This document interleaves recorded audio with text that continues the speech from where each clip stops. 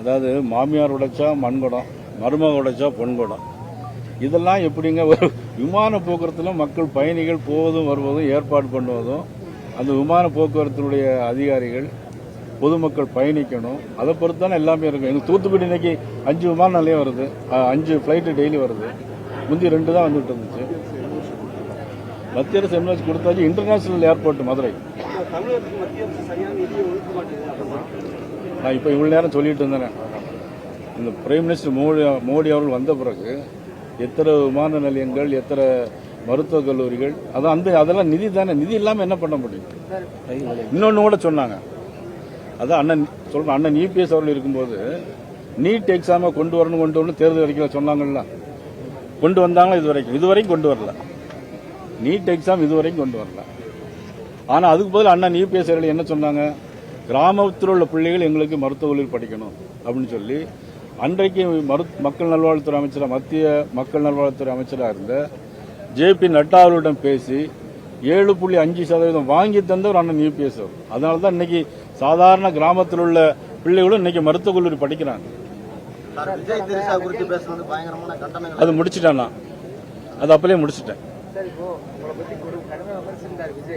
இப்போ அந்த CP enquiry அதுக்கப்புறம் நடந்த கூட்டங்கள்ல அவர் உங்களை பற்றி பேசுறத குறைச்சிருக்காரு, ரொம்ப கடுமையா பேச மாட்டாரு. எல்லாம் பேசிட்டு தானே, கண்டனம்லாம் சொல்லிட்டு தானே. முன்னாடி பேசுற அளவுக்கு தீவிரமா பேசல சார் பாஜக. அதாவது 41 பேர் திட்டுறாரு. நீங்க திட்டிட்டு தான் இருக்கிறாங்க, அதை பத்தி ஒண்ணு இல்லை. நானும் திட்டிட்டு தான் இருக்கேன், அவங்களும் திட்டிட்டு தான் இருக்கிறாங்க. 41 பேர் இறந்து போனாங்க. அதற்கு தமிழக அரசும் காரணம், மதிப்புக்குரிய விஜயும் காரணம். 12 மணிக்கு வரேன்னு சொல்லிட்டு 7 மணிக்கு வர்றாங்க.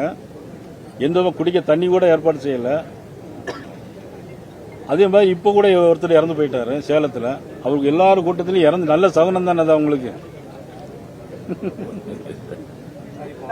5000 ரூபாய் மகளிர் உரிமை தொகை கொடுத்து மக்கள் தமிழக முதல்வருக்கு நன்றி சொல்றாங்கன்னு சொல்லி தமிழக துணை முதல்வர் உதயநிதி ஸ்டாலின் சொல்றாரு. அவர் தான் சொல்றாரு, மக்கள் சொல்லணும்ல அவங்களுக்கு. அதாவது அண்ணன் இபிஎஸ் 2000 ரூபாய் அனௌன்ஸ் பண்ணாங்க, அதை காப்பி அடிச்சு இவங்க முதலமைச்சர் 2000 ரூபாய் நாங்களும் தர்றோம் அப்படின்னு கேட்டா நீதிமன்றத்துக்கு போய் தடுத்து நிப்பாட்டிடுவாங்க அப்படின்னு சொல்லிட்டு கூட 2000, கோடைகால விடுமுறை 1000. இதுவரையில் இந்திய அரசியல் வரலாற்றில் எந்த முதலமைச்சரும் செய்ய மாபெரும் சாதனையை அண்ணன் செஞ்சிருக்காரு. கோடைகால விடுமுறைக்கு போன வருஷமும் கோடைகால விடுமுறை வந்துச்சு. தொடர்ச்சியா விஜய் அவருடைய கூட்டங்கள் கடுமையா பாஜகவையும் சேர்த்து விமர்சிச்சிருக்காரு, கொள்கை எதிர்த்த அடிப்படையில். ஆனா இப்போ யாரு விமர்சிக்கிறாங்க? விஜய். அவங்களுக்கு ஏதாவது கொள்கை இருக்குதா? அவங்களுக்கு இருக்க கொள்கையை பதில் ஒரு புஸ்தகம் போட்டு இது எங்களுடைய கொள்கை, இந்த கொள்கைக்கு மாறானது பாரதிய ஜனதா கட்சி அப்படின்னு சொன்னா பரவாயில்ல. கொள்கைன்னு மட்டும் வெறும் பேப்பர்ல மட்டும் எழுதி வச்சிருந்தா எப்படி அதை ஒத்துக்கொள்ள முடியும்? தமிழக முதல்வர் தமிழக அணிக்கா டெல்லி அணிக்கா அந்த போட்டின்ற மாதிரி தான் இருக்கும் வரக்கூடிய சட்டமன்ற தேர்தல் சொல்றாரு. அது எப்படி? சட்டமன்ற தேர்தல் தமிழ்நாட்டில் நடைபெறுது. இது தமிழ்நாட்டில் நடைபெறுது. யார் நல்ல முதல்வராக ஆட்சி செஞ்சார்? அண்ணன் இபிஎஸ் அவர்கள் கடந்த 5 வருஷத்துல எப்படி ஆட்சி பண்ணார்? இப்போ நம்முடைய முதலமைச்சர் இன்னைக்கு ஸ்டாலின் தான் எங்களுக்கும் முதலமைச்சர், உங்களுக்கும் முதலமைச்சர் இந்த தேர்தல் வரைக்கும். அதுக்கு பிறகு அண்ணன் இபிஎஸ் முதலமைச்சர் நமக்கு. அதுல இந்த 5 வருஷத்துலயும் பாத்தீங்கன்னா என்ன கொண்டு வந்தாங்க? ஒரு மருத்துவக் கல்லூரி கொண்டு வந்தாங்களா? 11 மருத்துவக் கல்லூரி கொண்டு வந்தார் அண்ணன் இபிஎஸ் அவர். ஒரு நாடு முன்னேற சொன்னா இன்ஃப்ராஸ்ட்ரக்சர், சாலைகள் வசதி, பாலங்கள், விமான போக்குவரத்து, கடல் போக்குவரத்து, தரைவழி போக்குவரத்து, இதெல்லாம் இருந்தால் தான் ஒரு நாடு முன்னேற முடியும். ஆனால் இன்னைக்கு என்ன ஏற்பாடு பண்ணியிருக்கிறாங்க? அனைத்தும் செய்து மத்திய அரசு.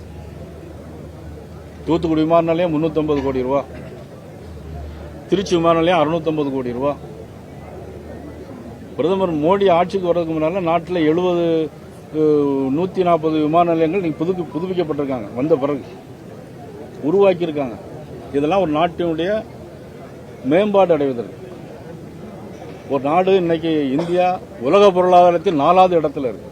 உலக பொருளாதாரத்தில் 4வது இடம். அடுத்த 3வது இடத்துக்கு வரும். இன்னும் பாத்தீங்கன்னா இந்தியா வல்லரசு நாடு நோக்கி போயிட்டு இருக்கு. தமிழ் மொழியை பத்தி பேசிட்டு இருக்கிறாங்க நம்மளுடைய முதலமைச்சர். பிரைம் மினிஸ்டர் மலேசியாவுக்கு போய் 2 வாரத்துக்கு முன்னால மலேசியா போனார். எங்கள் நாட்டில் தமிழ்நாடுன்னு ஒன்று இருக்கு, தமிழ் மொழிங்கிற இருக்கு, மிகப்பெரிய கலாச்சாரம், மிகப்பெரிய பண்பாடு உள்ள மொழி அப்படின்னு மலேசியாவில் போய் பேச வேண்டிய அவசியம் நம்ம அவருக்கு இல்லை. உண்மையே எங்க இருந்தாலும் சொல்றது பாரத நரேந்திர மோடி அவர்கள். டிஎன்பிசி எக்ஸாம் வந்து ரத்து செய்யப்பட்டிருக்கு. ஆனா திமுக கூட்டணி கட்சிகள் குறிப்பா மதுரை எம்பி சு வெங்கடேசன் மத்திய அரசோட தேர்வு ரத்து செய்யப்பட்டா பொங்கி எழுதுறாரு. ஆனா டிஎன்பிசி ரத்து செய்யப்பட்ட தொடர்பா எதுவுமே பேசலையே சார். அதுதான் அவங்களுடைய கூட்டணி ஆட்சி. ஆனா அவருக்கே தெரியல ரத்து பண்ணிருக்காங்களேன்னு. தெரிஞ்சாதானே கேட்பாங்க. நம்ம எம்பிக்கு தெரிஞ்சிருந்தானே கேட்பாங்க. தெரிஞ்சிருக்காதுன்னு நினைக்கிறேன். தெரிஞ்சிருந்தா கேட்பாரு. ஏன்னா அவர் கம்யூனிஸ்ட் கட்சியில் உள்ளவர். நல்ல விஷயம் தெரிஞ்சு அவருக்கு விஷயம் தெரிஞ்சிருக்காது. இது மட்டுமா தேர்தல் ரத்தாயிருக்கு? இன்னைக்கு 5 வருஷத்துல எவ்வளவு தேர்வுகள் ரத்தாயிருக்குது மாணவர்கள் எதிர. 5 லட்சம் பேருக்கு வேலை கொடுப்பேன்னு சொன்னாங்க. எவ்வளவு 90,000 பேருக்கு தான் வேலை கொடுத்திருக்காங்க. 5 லட்சம் இளைஞர்களுக்கு வேலை கொடுப்பேன்னு சொன்னாங்க. இப்ப 90,000 பேருக்கு தான் வேலை கொடுத்திருக்காங்க. என்னாச்சு? சொன்னது என்னாச்சு? காத்தோடு காத்தா போயாச்சு.